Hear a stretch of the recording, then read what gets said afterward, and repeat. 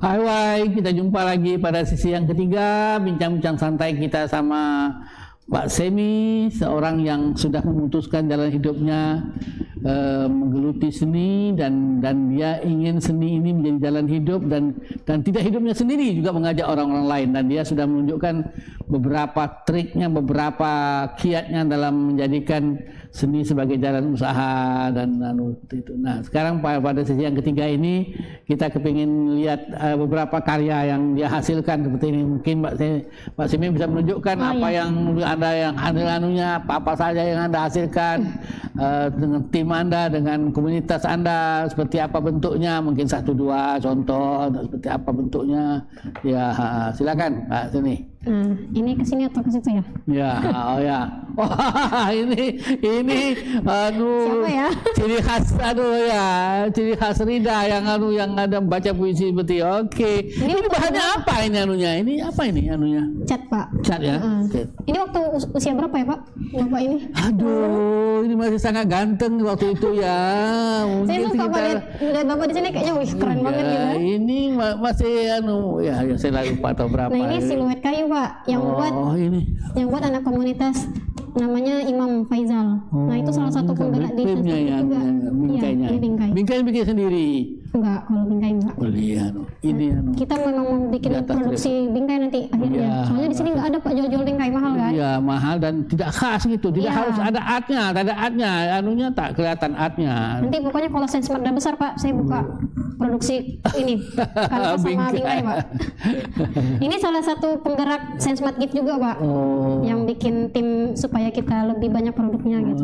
Nah, kalau ini masih saya juga jadi objek ini ya. Ini ini sudah lebih tua ini. Sudah lebih Ini karya Sayan, Pak. Sayan itu pengungsi dari Afghanistan. Ya. Ada yang belajar juga di tempat Anda tuh, orang Afghanistan. Tertarik dengan melukis. Memang punya keahlian, punya bakat. Bahkan kita yang belajar dari dia. Karyanya luar biasa, Pak. Karena besar-besar nggak bisa dibawa. Ini salah satu. Ini aja kerjainnya cuma berapa jam kalau dia, Pak? Cepat. Iya, cepat kali ya. Dia foto dia lebih teksturnya lebih bagus ya. Namanya ASEAN ya. Sayan. Umurnya juga masih muda, 26.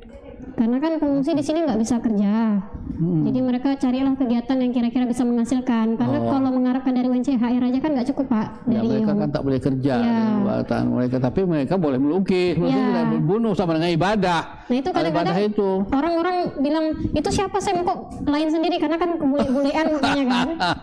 Ya itu ini dari pengungsi, dia mau gabung di sini, maksudnya biar nggak dipandang sebelah mata juga sama masyarakat di sini. Karena kan orang-orang di sini melihatnya mereka kayak di ini, Pak, nggak mau ngobrol sama mereka. Setelah kita cari tahu ngobrol sama mereka, banyak hal yang kita pelajari dari dia. Takut nanti dianggap Taliban ya. Ya, karena kan di negaranya lagi perang, Pak, sama Taliban kan. Dari situ malah jadi tahu tuh perkembangan di sana kayak mana gitu. Lebih tahu. Nah, kalau ini kaligrafi, Pak. Kaligrafi. Itu jenis tulisannya Diwani Jali. Itu nama bapak tuh, Pak. Pak Ismail Kadir. Tapi kalian sih Ismail Kadir aku betul. Gimana kalian tahu bahwa itu Ismail Kadir ya? Kalau Pak Rida kalian sih kan udah tahu orang nama panggung. Namanya Pak Ismail Kadir. Ismail Kadir ya. Bacanya dari. Nah, ini di antara karya-karya mereka yang mereka hasilkan, dan ini sebuah komunitas yang sangat menarik menurut saya. Bagaimana menggunakan seni sebagai jalan hidup, bagaimana seni sebagai cara untuk mendapatkan penghasilan, tapi bakat dan gitu. Mbak Semi, sebetulnya setelah ada ini semuanya, mimpi besar Anda ini dia apa sih sebetulnya? Nggak tahu. Karena ini akan berakhir bangun sebuah dunia kehidupan seni yang besar lagi, atau ada mimpi besar? Pasti ada. Setiap orang punya mimpi besar. Ada, Pak.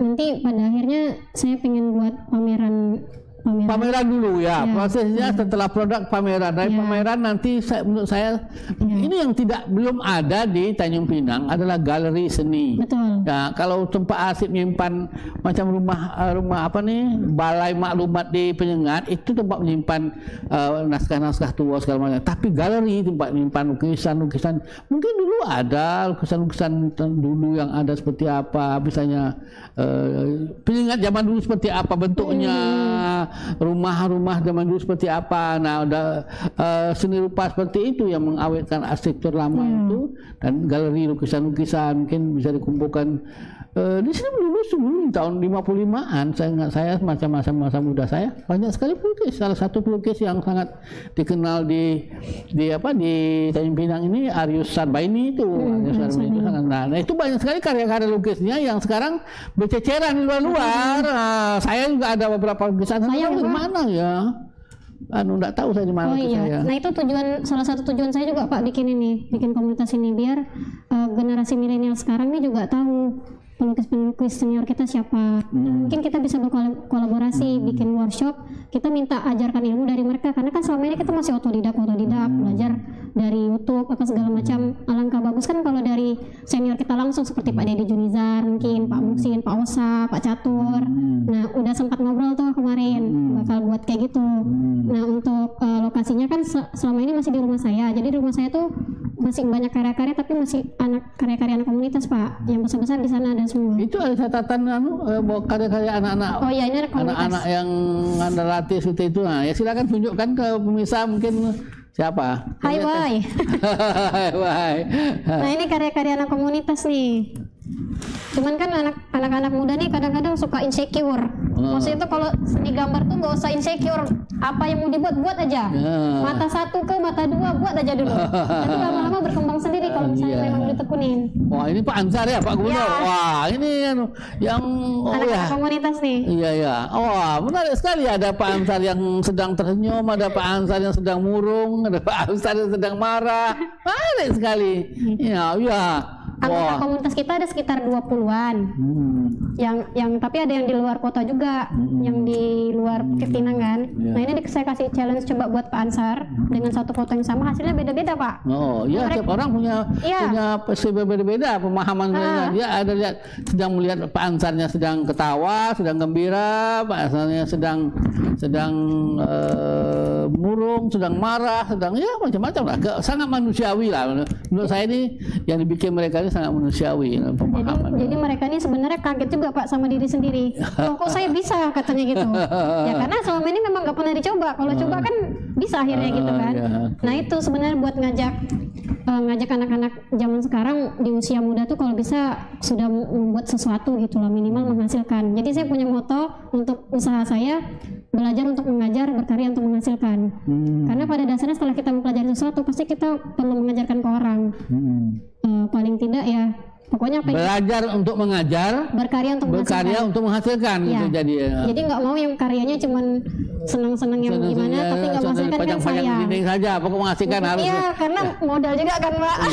Kalau hitung-hitungan beli pensil, beli cat kan modal juga, bagaimana caranya itu ya. Jadi minimal kalau nggak bisa menghasilkan uang, menghasilkan apresiasi lah dari orang, entah kita dikasih penghargaan atau apapun lah gitu. Jadi mereka semangat tuh Pak buat berkarya terus, nggak cuma gambar-gambar iseng-iseng gitu. Ya tapi kita masih proses lah. Harus ada orang yang membantu menjadikan itu sebagai produk yang bisa dipasarkan, karena itu ada di semi-mat itu ada divisi yang menghasilkan produk, ada yang divisi yang mengajarnya, ada divisi yang menjualnya, ada marketingnya itu. Nah, marketing itu yang nanti akan bikin pamerannya, yang bikin galerinya ke depan seperti itu. Sebagai mungkin mimpi besar Anda adalah bagaimana caranya seni ini bisa dinikmati di orang banyak, kemudian bisa akhirnya membahagiakan orang lain seperti itu. Karena definisi bagi saya seni sebagai jati diri itu bukan tentang diri pribadi bisa menghasilkan apa Pak, tapi bisa merangkul orang lain juga untuk mempelajari hal yang saya pelajari juga gitu loh. Karena saya mikir nanti saya udah tua, siapa yang nerusin kalau misalnya ini nggak di pemberdayaan gitu loh Pak. Karena kan saya lihat pelukis-pelukis kita yang senior apa segala macam karyanya, kita nggak tahu loh Pak di mana karyanya. Kalau misalnya ada kan enak buat edukasi sekarang, kami bisa belajar dari karya itu. Alhamdulillahnya kemarin udah ketemu sama Pak Didi sama orang-orang itu. Beberapa orang pelukis itu saya sangat senang Pak di situ, karena akhirnya ini loh pelukis kita yang karyanya udah sampai ke galeri nasional gitu. Jadi kita tahu Pak yang mana impresionis, terus ilustrator, realis, terus ada ekspresionis. Ya, tapi itu memang harus ada galerinya, harus ada tempat menggantung, menyimpan, kemudian menceritakan. Ada semacam ada katalog, ada buku yang misalnya lukisannya Osa apa saja yang bagus, di mana dia melukis seperti hal itu. Jadi semacam buku, itu harapannya katalog, itu harus ada seperti itu, dan itu tidak bisa diharapkan dari lain, tapi dari komunitas para seniman itu sendiri seperti itu. Karena kan dari pengalaman sharing-sharing senior sebelumnya juga udah pernah bentuk, tapi ya namanya komunitas kan biasalah ada jalan ada enggak, terus macet. Iya biasa kan. Apalagi komunitas seniman atau makanya di sini juga peran pemerintah sangat penting gitu loh. Ya jangan berharap dengan pemerintah lah, beban pemerintah ini udah banyak urusan pemerintah itu. Jangan semua ajak pemerintah dengan urusan dia aja lah, tak pegang sekarang ini, apalagi masa pandemi ini. Tak ada lagi yang bisa 24 jam gubernurnya berpikir tentang pandemi. Kapan mikir senian? Jadi karena alasan itu juga Pak, kenapa saya akhirnya bikin lembaga yang badannya CV, bukan yang LKP atau UMKM biasa gitu. Badan usaha yang bisnis lah. Badan usaha yang memang setara PT Pak. Karena membuat PT kan lumayan modalnya, jadi CV itu udah setara nantilah PT itu. PT itu rumit juga, tapi CV kan Anda bisa ngatur sendiri urusan Anda, tapi sebagai badan hukum bisa. Kalau kayak di Jogja Bandung kan dari pemerintah memberikan dana sekian modalin nih kalian berkarya. Nah kalau kita di sini kita harus berkarya nih, menunjukkan diri, baru pemerintah sorot nih. Iya nanti kan pastilah kalau mereka sudah lebih santai, lebih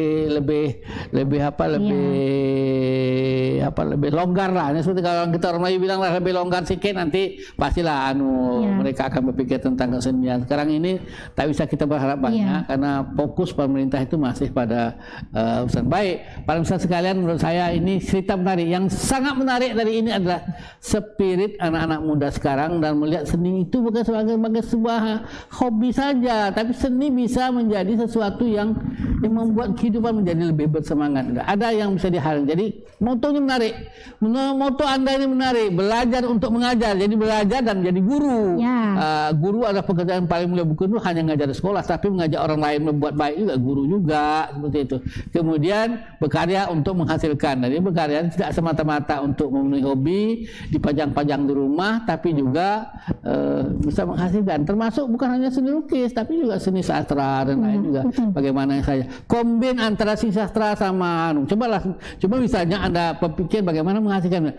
Kita punya karya besar, Gurindam 12 itu luar biasa. Tetapi dia berhenti sebagai karya yang tadi dibacakan. Bagaimana dia menjadi sesuatu yang menghasilkan dari seni rupanya. Mungkin ada dibikin dari kulit kambing atau apa, atau di situ dilukis atau diukir, di grafis segala macam menjadi sebuah dan itu menjadi oleh-oleh atau gift untuk para turis segala macam. Jadi tapi ambil katakanlah ikon-ikon sastra yang ada di Gurindam, pantun bagus, pantun yang tak ada misalnya Gunung Daik bercabang 3 Pulau Pandan Jauh Tengah Budi Baik, itu abadi, itu pantun abadi.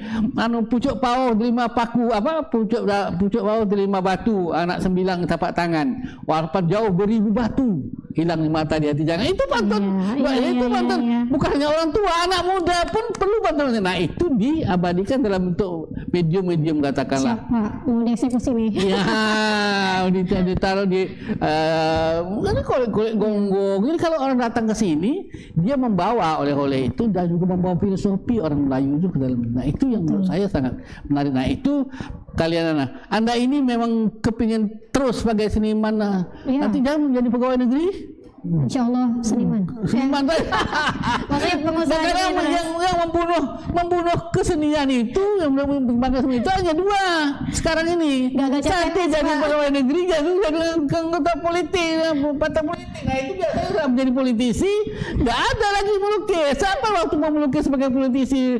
Tiap hari mikirkan negara, tiap hari mikirkan politik. Kalau pegawai negeri juga begitu, bekerja di bawah perintah atasan bilang terjun ya terjun, tidak sempat mikirkan lukisan. Kapan Anda mikir lukisan? Tapi kalau Anda memilih sebagai artpreneur, Anda memilih menjadi tauke Anda sendiri, menjadi pemimpin Anda diri sendiri dan komunitas Anda seperti itu. Nah, menurut saya senang sih Pak, saya lihat ngajak orang tuh buat ini saya senang. Kita semua berdoa Anda betul-betul menyelesaikan jalan hidup Anda sebagai seorang seniman. Kan ini tak banyak yang memilih seperti ini. Iya, seniman jarang untuk dijadikan untuk ini Pak. Mungkin Andanya perempuan ya, jadi agak lebih longgar dalam Anda itu. Kalau laki-laki, tidak ada orang mengambil menantu kalau tak jadi pegawai negeri.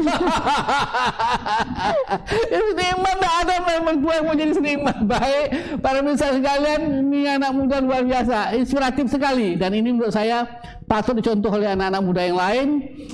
Tak pernah mengenal menyerah dalam kehidupan apapun. Baik pemirsa sekalian, pada sesi terakhir dari ujung acara sesi ketiga ini, saya terima kasih pada Mbak Semi yang telah mau jadi sumber ini, berbagi pengalaman dengan teman-teman para pemirsa lain. Kemudian terima kasih kepada sponsor utara acara ini, Sanford, air mineral dalam kemasan, air mineral yang diproduk di Gunung Lengkuas, Bintan, yang mengusung moto Anda apa yang Anda minum. Jadi kalau Anda minum air bersih, air sehat, Anda akan jadi orang yang sehat dan bersih.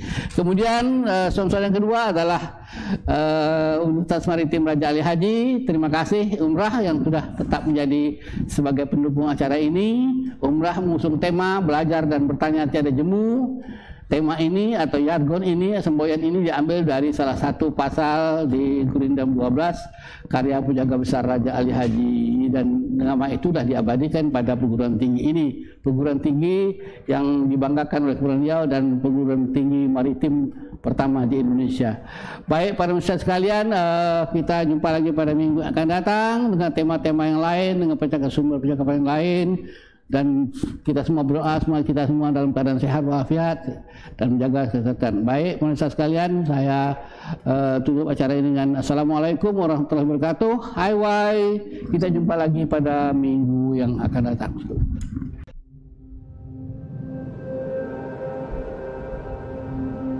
Batin dan Puncak Cindai.